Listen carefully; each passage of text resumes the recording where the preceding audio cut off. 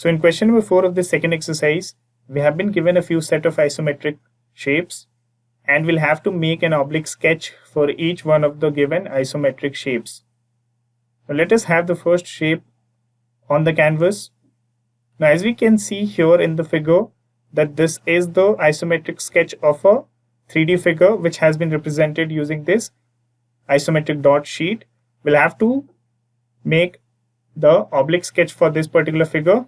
For that we have already taken this oblique sketch paper, and let us now see how this 3D figure can be drawn in this oblique sketch paper.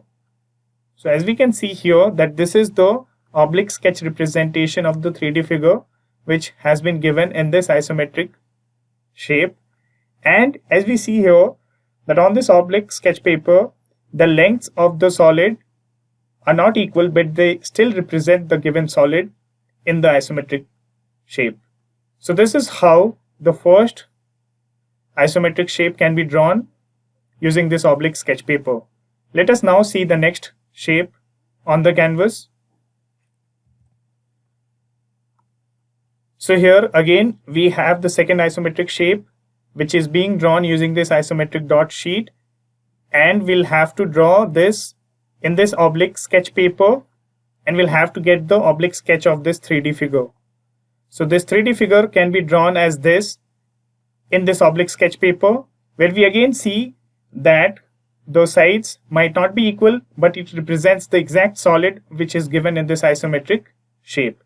So this is how we'll draw the given set of isometric shapes as their equivalent oblique sketch using an oblique sketch paper, and this is how we are going to answer question number 4 of this exercise.